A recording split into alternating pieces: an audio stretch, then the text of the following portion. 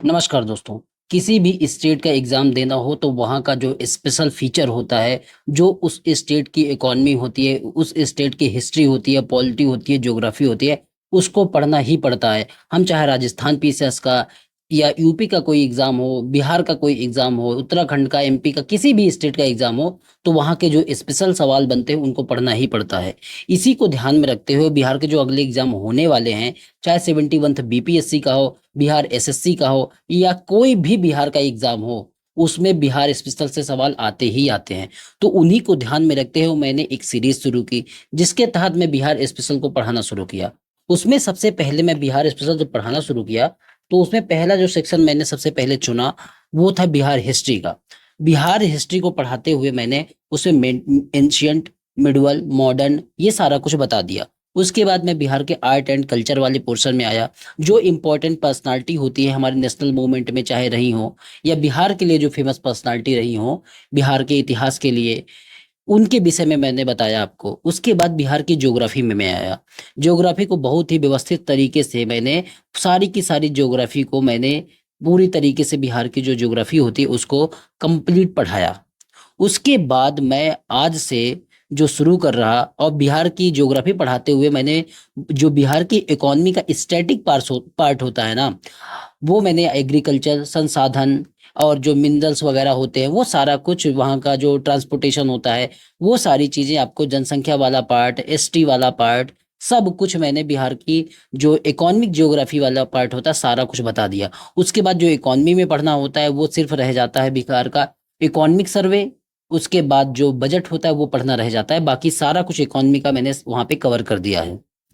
Geography cover हो गई, history cover हो गई। तो आपके 3 सेक्शन जो बिहार स्पेशल के थे ना, वो पूरी तरीके से कवर हो चुके हैं। हिस्ट्री कवर हो गया, उसके बाद ज्योग्राफी कवर हो गया, और इकोनॉमी कवर हो गया। आज से जो हम सेक्शन पढ़ेंगे दोस्तों, वो है बिहार की जो पॉलिटी है ना, जो राज्य व्यवस्था है, उसको हम शुरू करेंगे इस वीडियो से। और 2 वीडियो, इसके ज्यादा वीडियो नहीं बनेंगे, क्योंकि पॉलिटी जो होती है, ये बिहार की जो पॉलिटी है, उसमें बहुत अलग नहीं है। हर राज्य की पॉलिटी एक ही होती है, और हमारे संविधान में जो राज्य है ना, उनके भी बारे में बताया गया है। तो जब हम जनरल पॉलिटी पढ़ते हैं तो वहां पे सारी चीजें पढ़ ही लेते हैं। यहाँ पे बिहार की पॉलिटी पढ़ते हुए बिहार के जो फैक्चुअल इंफॉर्मेशन है, उस पे हमारा जोर रहेगा, क्योंकि ये एग्जाम ओरिएंटेशन के तरीके से भी होगा। क्योंकि जहां से सवाल पूछे जाते हैं, फोकस हमारा वही होना चाहिए, इधर उधर की बातों में नहीं होना चाहिए कि 50 घंटा मैं केवल बैकग्राउंड बनाता रहूं, इधर उधर की चीजें पढ़ाता रहूं, और काम का एक भी ना आए। तो यहाँ पे सिर्फ फोकस्ड तरीके से मैं चीजें को बताऊंगा। देखो, सरकार जो होती है उसके 3 अंग मूलता होते हैं। ये सबने अपने पॉलिटी में पढ़ा है। 1 मिनट की चीज समझाऊंगा, उसके बाद डायरेक्ट मैं बिहार में आ जाऊंगा। आपने खूब पढ़ा है कि सरकार के 3 अंग होते हैं। कार्यपालिका होती है, विधायिका होती है, न्यायपालिका होती है। ठीक है। तो यही सारी चीजें बिहार में किस तरीके से हैं, इसी को तो राज्य व्यवस्था कहा जाता है। राज्य व्यवस्था में ये सारी चीजें जो काम करे, और भी जो कानून वगैरह होते हैं, सारा कुछ जो सिस्टम काम करे, वो यही होता है ना। कार्यपालिका होती है, विधायिका होती है, न्यायपालिका होती है। इन्हीं के माध्यम से जो वहाँ की, मतलब कि सिस्टम है, पूरा का पूरा प्रशासन है, जो वहाँ की राज्य व्यवस्था है, वो काम करती है किसी भी स्टेट की। तो इन्हीं के विषय में अगर हम पढ़ लेंगे तो हम समझ जाएंगे कि हमने बिहार की पूरी राज्य व्यवस्था पढ़ ली। अब एक एक करके देखते हैं, कार्यपालिका क्या होती है। कार्यपालिका क्या होती है? जो कानूनों को, मतलब कि लागू करती है, ये आपको सबको पता है। विधायिका क्या होती है? जो कानूनों को बनाती है। और न्यायपालिका कौन होती है? जो कानूनों को जज करती है कि सही है कानून है, अगर नहीं है तो उसकी न्यायिक समीक्षा करती है, खारिज करती है, ये सब काम करती है। सब आप पॉलिटी में पढ़ चुके हो, उस वो सब चीजें मैं यहाँ नहीं पढ़ाने वाला। देखो, जो कार्यपालिका है स्टेट की, वो भारत का संविधान का भाग 6वां है ना, 6ठा भाग है। उसमें आर्टिकल 153 से लेके 167 तक जो राज्य की कार्यपालिका हैं, उनके विषय में चीजें दी हुई हैं। ठीक है। तो ये आपको ध्यान में रखना है। ये हो गया पहला हिस्सा, मतलब कि एक चीज बता दी। अब कार्यपालिका के कौन कौन से अंग होते हैं? ठीक है। देखो, जो संसद, जो हमारी राज्य विधान परिषद होती, विधान पालिका होती है, उसमें विधानसभा और विधान परिषद होती है। हर राज्य में विधान परिषद नहीं होती, लेकिन बिहार जैसे राज्यों में विधान परिषद है। तो वो अलग चीज हो गई, वहां की चीजें हम वहां देखेंगे। लेकिन जो कार्यपालिका होती है, जो राजनीतिक कार्यपालिका होती है, वो हमको पढ़ना है। जो मतलब कि प्रशासनिक कार्यपालिका होती है, वो जैसे डीएम हो गए, या बहुत सारे जो सचिव होते हैं, ये प्रशासनिक कार्यपालिका के अंग होते हैं। जो आईएएस अधिकारी, बीपीएससी के अधिकारी, या कोई गवर्नमेंट जॉब वाला अधिकारी, ये सब होते हैं प्रशासनिक कार्यपालिका, और जो चुन के हमारे नेता जानते हैं और वो फिर मतलब कि कानून को लागू करवाते हैं, तो वो कौन से लोग होते हैं? वो राजनीतिक लोग होते हैं। जैसे राज्यपाल हो गया, मुख्यमंत्री, मंत्रिपरिषद, महाधिवक्ता, तो ये सारे कार्यपालिका के राजनीतिक अंग होते हैं। इतना समझ गए आप? अब आ जाओ बिहार में। हमको राज्यपाल कैसे बनता है ये सब हमको पॉलिटी में जानना जरूरी होता है, और मतलब कि कुछ अलग नहीं होता बिहार में। हमको बस ये पढ़ना है, बिहार में कुछ फैक्चुअल इंफॉर्मेशन पढ़नी है राज्यपाल के विषय में, वहीं से हम शुरू करेंगे। देखो, जब बिहार और उड़ीसा एक था ना, बिहार और उड़ीसा अलग नहीं थे, तब वहाँ का जो राज्यपाल होता था उसको उपराज्यपाल बोला जाता था। और इस तरीके से जो बिहार और उड़ीसा प्रांत के संयुक्त प्रांत के, जो संयुक्त प्रांत नहीं, इन दोनों के जो संयुक्त, क्योंकि उस समय संयुक्त प्रांत जिसको बोला जाता था, उत्तर प्रदेश को बोला जाता था। तो बिहार और उड़ीसा के संयुक्त रूप से जो पहले गवर्नर हुए वो चार्ल्स स्टुअर्ट बेले थे। ये दिमाग में रखना है। बस एक एक इन्फॉर्मेशन है, छोटी छोटी, पूछ सकता है आपसे, इसलिए मैंने एक जगह पे इकट्ठा करके दे दिया। किताबों में पूरी लिस्ट होती है तो वो सब आपके काम का नहीं होता है। अब देखो, जब राज्यपाल कहा जाने लगा 1920 के बाद, तब भी बिहार और उड़ीसा तो एक थे, बंगाल से तो अलग हो चुके थे, लेकिन 1937 तक, 36 तक बिहार और उड़ीसा एक थे, और 37 से फिर दोनों चीजें लागू हो गई। तो राज्यपाल जो बिहार और उड़ीसा का था 1920 से लेकर 1937 तक, तो पहला राज्यपाल कौन थे? सत्येंद्र नारायण प्रसन्ना सिन्हा, लॉर्ड सत्येंद्र प्रसन्ना सिन्हा, इनका ये नाम था। ठीक है। अब बिहार के राज्यपाल, जब बिहार अलग हो गया उड़ीसा से, तब 1936 से लेकर 1947 तक जो बिहार के स्वतंत्रता पूर्व पहले राज्यपाल जो बने, उनका नाम था सर जेम्स डेविड सिफ्टन। तो ये सब मैं पहले पहले राज्यपाल की बात कर रहा, यहीं से सवाल बन सकते हैं, नहीं तो इनसे सवाल भी नहीं बन सकते। आपके नोट्स में ये होना बहुत जरूरी है, ताकि आपका नोट्स कंप्लीट फील हो। ठीक है। स्वतंत्रता के पश्चात बिहार के पहले गवर्नर कौन बने? जयराम दौलत राम यहाँ के पहले गवर्नर बने स्वतंत्रता के पश्चात। 15 अगस्त 1947 से लेके 11 मार्च 1948, मतलब कि कुछ लोग बोलते हैं जनवरी तक, और कुछ लोग बताते हैं, जो इन्फॉर्मेशन है, कि 11 मार्च 1948 तक। तो ये आपको याद रखना है। ठीक है। 41वें नंबर के जो हमारे गवर्नर थे, उनका नाम था राजेंद्र विश्वनाथ आर्लेकर। और जो अभी हाल में 42वें नंबर के जो गवर्नर बने हैं हमारे बिहार के, राज्यपाल बने हैं, उनका नाम है मोहम्मद आरिफ खान। ये कौन से नंबर के हैं? ये 42वें नंबर के हैं। 2 जनवरी 2025 से इन्होंने अपना कार्यकाल शुरू किया। तो ये हो गया राज्यपाल के विषय में।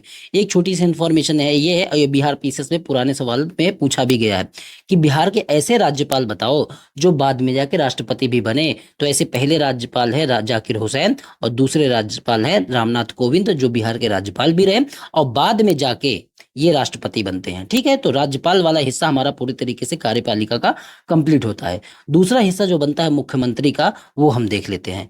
बिहार के प्रीमियर बोला जाता, शुरुआती समय में इनको प्रीमियर बोला जाता था, प्रधानमंत्री टाइप का नाम मतलब बोला जाता था, मुख्यमंत्री ही होते थे क्योंकि राज्य है, लेकिन उनको बोला जाता था प्रीमियर। तो स्वतंत्रता पूर्व बिहार के पहले जो सीएम थे, मुख्यमंत्री थे, उनका नाम था मोहम्मद यूनुस।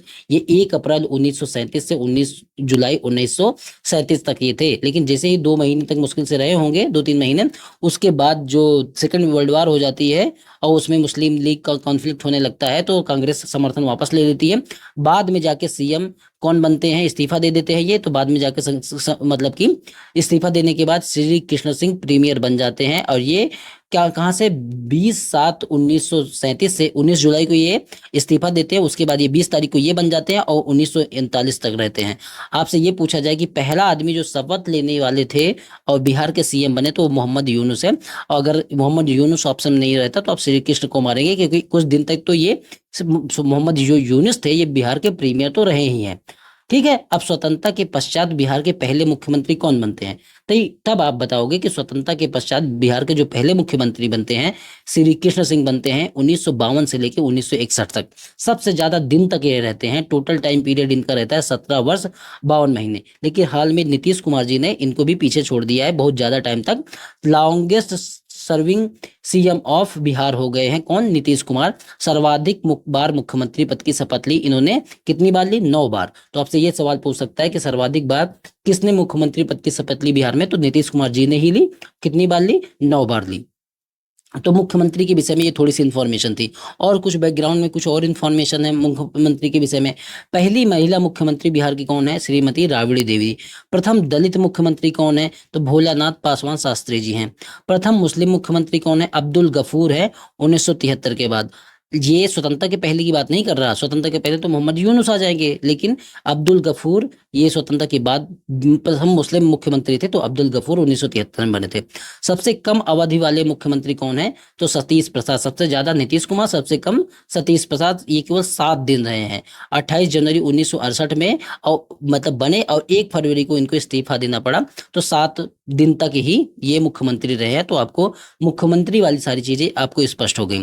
देखो बिहार में थोड़ा सा ये इन्फॉर्मेशन है कि बिहार में राष्ट्रपति शासन तो बहुत बार लगा है ना, तो आपको ये पता है कि बिहार में मैक्सिमम टाइम अगर किसी राज्य में लगा है तो बिहार जैसा राज्य ही है।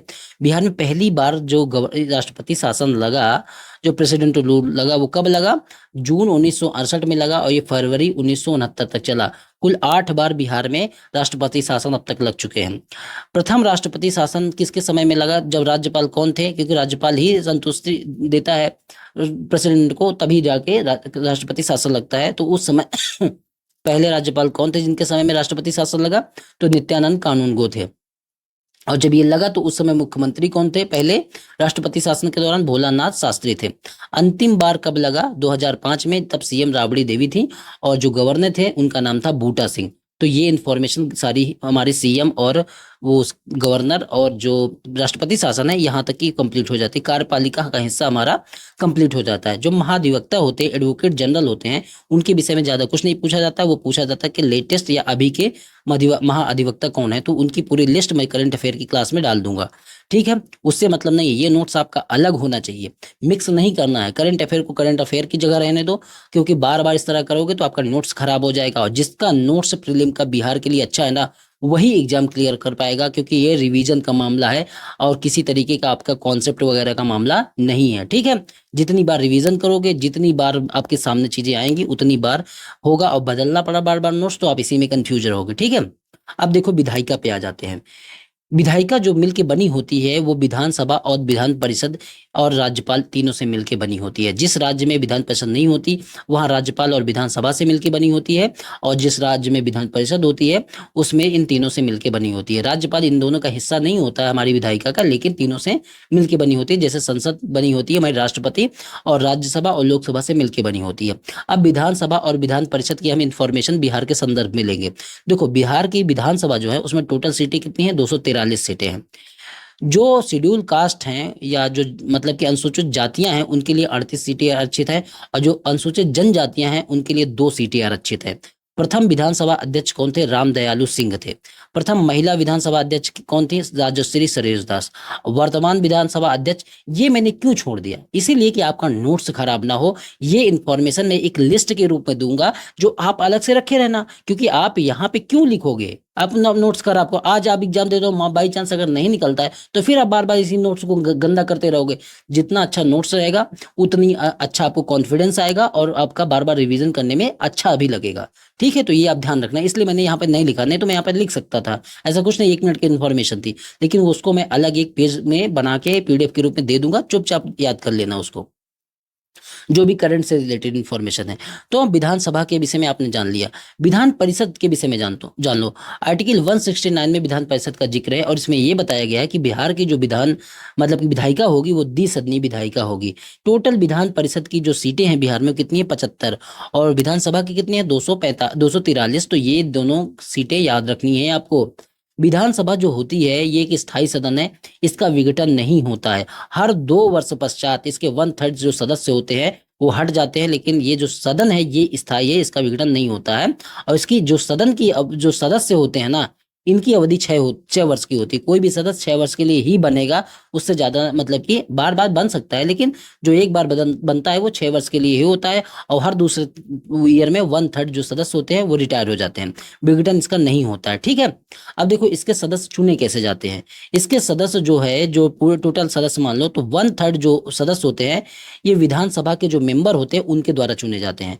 1/3 जो मेंबर होते हैं उन किस तरीके से, वो नगर पालिका, जिला परिषद और स्थानीय निकाय के जो सदस्य होते हैं इनके द्वारा चुने जाते हैं। जो ये नगर पालिका या नगर पंचायत वगैरह के जो मतलब मेंबर बनते हैं वो सब, जिला परिषद के जो मेंबर बनते हैं, स्थानीय निकाय के जो मेंबर बनते हैं, जो चुन के आते हैं वो सब इनको चुनते हैं। तो 1/3 विधान परिषद के मेंबर यहाँ से आते हैं, बाकी बचा 1/3, तीनों मिला के पूरा कंप्लीट 100% होता है। 1/3 में क्या होता है कि 1/3 का अगर बांटोगे तो 1/6, 1/12, 1/12 करके बांटोगे तो ये 1/3 ही आएगा। देखो 1/6, 1/12, 1/12 का क्या मतलब हुआ, 12 अगर एलसीएम ले लो तो यहाँ पे कितना आ जाएगा, 2 आ जाएगा। यहाँ पे 12 है तो 1 आ जाएगा, वहां पे 1 आ जाएगा, तो टोटल मिला के क्या हो जाएगा, यही तो हो जाएगा, 2 1 3 1 4, 4/12, 1/3, तो 1/3 ही तो आता है। तो इसको 3 पार्ट में इसलिए बांटा गया कि देखो 1/6 जो होते हैं, वो छठवें जो मेंबर होते हैं 1/3 के, इनको राज्यपाल नियुक्त करते हैं। और राज्यपाल किन आधार पर नियुक्त करते हैं, साहित्य, कला, विज्ञान, समाज सेवा, सहकारिता, इन सब क्षेत्र में जिसकी विशेषज्ञता होती है उसके हिसाब से राज्यपाल नियुक्त कर देते हैं। 1/12 मतलब 12वां भाग किसको नियुक्त करते हैं, जो शिक्षक होते हैं वो इनको मतलब कि चुनाव कर मतलब कि मतदान करते हैं और उसके माध्यम से वो 1/12 भाग वहां से चुनते हैं। 1/3 का 1/12, और 1/12 जो बचता है उसको जो स्नातक किए हुए लोग रहते हैं वो चुनते हैं, वो वोट डालते हैं, उनसे ये विधानसभा के मेंबर बनते हैं। और ये सिर्फ बिहार में नहीं होता, ये किसी भी राज्य में यही चुनाव की प्रक्रिया है जिससे विधान परिषद के जो सदस्य हैं वो चुने जाते हैं। अब ठीक है, यहाँ तक समझ गए। अब ये तो नॉर्मल बात थी। विधानसभा के जो प्रथम सभापति बिहार में हुए हैं वो राजीव रंजन प्रसाद हुए हैं। विधान परिषद की जो प्रथम महिला सभापति हुई हैं वो राजेश्वरी देवी हुई हैं। वर्तमान कौन है, फिर वही बात मैं यहाँ पे छोड़ दिया हूँ, क्यों, क्योंकि मैं अलग से इन्फॉर्मेशन दूंगा, आपका नोट्स खराब नहीं करवाऊंगा। ये सारी जो क्लासेस हैं दोस्तों, ये आप देख रहे हैं, इस तरीके का लोगों का चैनल होगा, Hindi medium UPSC and state PCS करके, तो वहां पे आप देख लेना। और इस नंबर पे 9667305679, इस नंबर पे आप मैसेज करके या व्हाट्सएप करके पीडीएफ ले सकते हो और सामने रख के इसको पढ़ सकते हो, ठीक है। तो ये आपको ध्यान रखना है। अब आओ आगे, हमने दो चीजें देख ली, हमने कार्यपालिका देख ली हमने, और जो विधायिका होती है वो देख ली। अब न्यायपालिका पे आते हैं। यही तो सब राज्य व्यवस्था के अंग हैं। बिहार में स्थायी शासन, ये सब जोड़ जो प्रशासनिक चीजें हैं वो सब देख लोगे तो पूरा का पूरा जो बिहार का, या कुछ ऑर्गेनाइजेशन जो बनाए जाते हैं बिहार, जैसे महिला आयोग हो गया, या बीएसएससी हो गया, बीपीएससी हो गया, इस तरीके के जो आयोग हैं वो भी आप देख लोगे तो आपकी पॉलिटी तो पूरी हो जाती है। इन्हीं सबसे मिलके ही तो पॉलिटी किसी राज्य की बनती है। अब देखो न्यायपालिका में हमको क्या जानना है, पटना जो हाई कोर्ट है उसी के विषय में जानना है, न्याय तो यही देता है। तो न्यायपालिका कहाँ पे है, पटना में है। तो पटना जो हाई कोर्ट है ये कहाँ पे है, पटना में ही है। ये राज्य का उच्च न्यायालय है और इसकी कोई बेंच नहीं है। जैसे जो यूपी का न्यायालय है उसमें इलाहाबाद में है हाई कोर्ट जो है, और उसकी बेंच लखनऊ में भी है। तो जो पटना में उच्च न्यायालय है राज्य का, उसकी कोई बेंच नहीं है, ये याद रखना है आपको। पटना जो हाई कोर्ट है इसकी स्थापना कब हुई थी, इसकी 9 फरवरी 1916 को इसकी स्थापना होती है। टोटल जो न्यायाधीश का स्वीकृत स्वीकृत पद है वो 43 है। अप्रैल 2011 से हिंदी में याचिका स्वीकार करने की घोषणा की। पहले हिंदी में याचिका स्वीकार नहीं करती करती थी जो न्यायपालिका, सिर्फ इंग्लिश में ही काम होता था। लेकिन अप्रैल में इन्होंने एक निर्णय दिया जिसके माध्यम से हिंदी में भी याचिका स्वीकार की जाने लगी। आर्टिकल 233 में यह बताया गया है कि उच्च न्यायालय के अलावा जिला न्यायालय का भी प्रावधान किया जा सकता है, ठीक है। ये आर्टिकल किसमें बताया गया है, 243 में। पटना हाईकोर्ट के प्रथम मुख्य न्यायाधीश कौन थे, सर एडवर्ड चामियार, ये पटना हाईकोर्ट के प्रथम मुख्य न्यायाधीश थे। पटना हाईकोर्ट के प्रथम भारतीय मुख्य न्यायाधीश कौन थे, ये सर सैयद फजल अली थे। ठीक है, ये सब याद रखना है भाई, कुछ भी पूछ लेगा, कोई नहीं जानता कि क्या पूछेगा, इसलिए आपको सब नोट्स में रखना है, बार बार दोहराते रहना है और आपको याद हो जाएगा। मैं कह तो रहा कि बार बार जितनी बार पढ़ोगे ना उतनी बार मतलब कि आपको ये चीजें सहज होती जाएंगी। आपको ये फैक्ट के रूप में नहीं लगेगा, आपको लगेगा हाँ मेरे दिमाग में है, अगर ऑप्शन आया तो मैं जरूर मार दूंगा, ये दिमाग में आ जाएगा। ठीक है, स्वतंत्रता के पश्चात भारत के ये प्रथम जो बिहार के मुख्य न्यायाधीश बने स्वतंत्रता के पश्चात, वो पटना हाईकोर्ट के, वो कौन बने, सर क्लिफर्ड मनमोहन अग्रवाल जी बने। ठीक है, और पटना हाईकोर्ट की प्रथम महिला मुख्य न्यायाधीश कौन बनी, रेखा मनहर लाल दोषित। और वर्तमान के विषय में फिर बता रहा कि मैं लिस्ट दूंगा, उसमें आपका ये सब चीजें होंगी।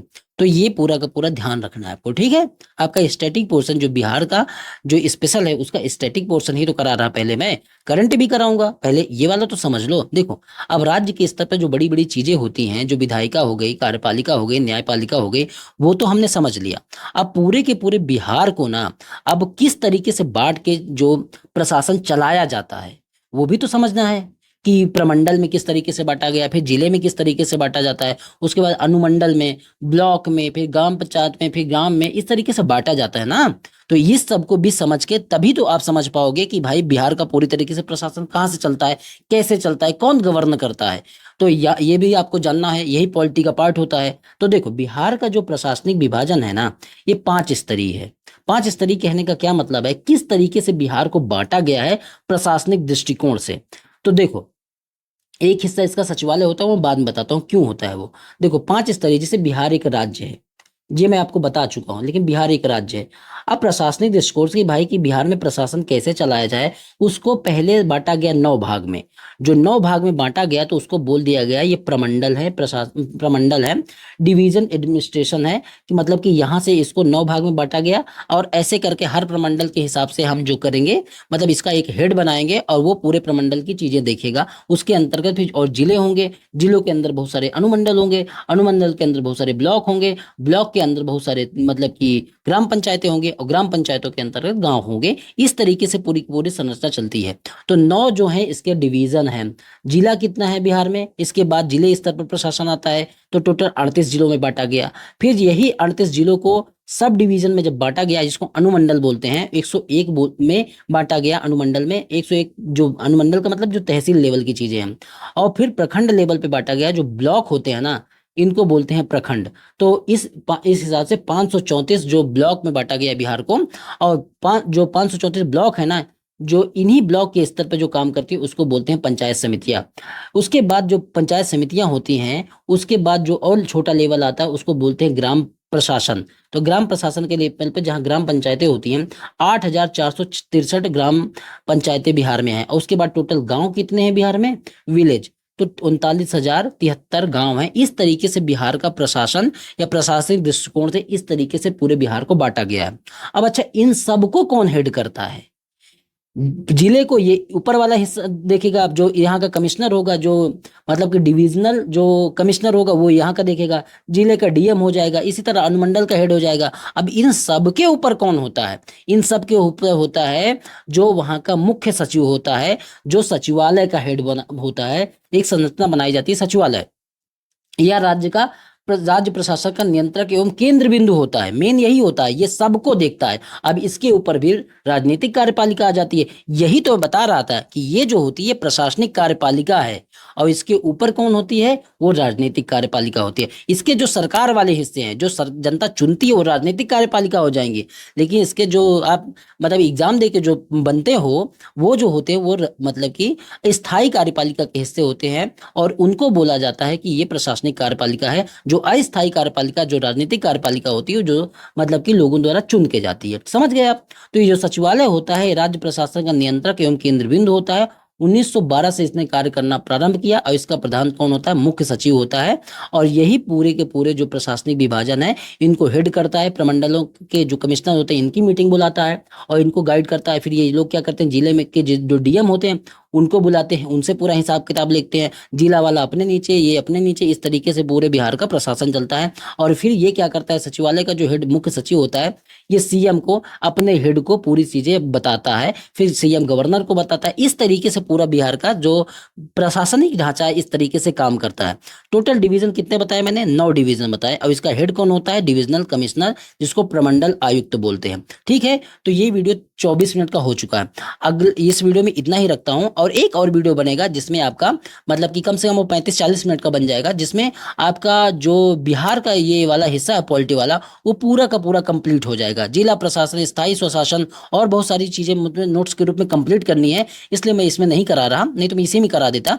तो और जो मतलब कि ऐसा मेरा जो उद्देश्य है वो ये है कि आपका एक भी सवाल ना छूटे। तो उसके लिए बहुत सारी मेहनत करनी होती है। मैं बैठ के 2-4 बुक से या बहुत सारी चीज़ों से निकाल के नोट्स बनाता हूँ, ताकि आपके लिए कंपाइल करता हूँ एक सरल भाषा में, एक स्टेप बाय स्टेप क्रम में करता हूँ, जिससे उलझाव ना लगे। नहीं तो फिर आप तो किताब लेके पढ़ सकते हो, ये सारी चीज़ें दी हुई है। अगर उसी हिसाब से उलझाव ही रहा तो मेरा मतलब कि पढ़ाने का क्या फ़ायदा हुआ।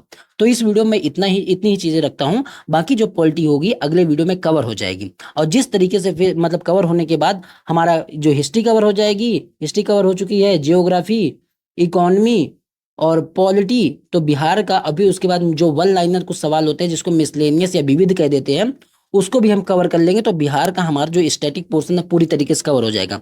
उसके बाद मैं बिहार के करंट में इकोनॉमिक सर्वे पढ़ा दूंगा, बजट पढ़ा दूंगा, और जो आंकड़े वाली चीजें हैं वो दे दूंगा, जो किसी विभाग के हेड हैं जो पूछे जाते हैं वो दे दूंगा, और जो बिहार का नॉर्मल करंट अफेयर होता है वो सारी चीजें दे दूंगा। और एक क्लास में थोड़ा सा बिहार के पर्यटन पे रखूंगा, जो स्टैटिक पोर्शन का ही पार्ट होगा, जिससे स्टैटिक का नोट्स आपका अलग हो और करंट अफेयर की चीजें अलग हो। करंट अफेयर आपको बार बार अलग से पढ़ते जाना है, और स्टैटिक वाला आपको मतलब कि रखना है, और उसको बार बार रिवीजन करने से क्या होगा कि ये चीजें जब फिक्स होगी आपको भरोसा होगा कि हाँ ये मेरा ये सेक्शन कंप्लीट है। क्योंकि बिहार का कोई भी एग्जाम बिहार बिना बिहार स्पेशल पढ़े आप नहीं निकाल सकते।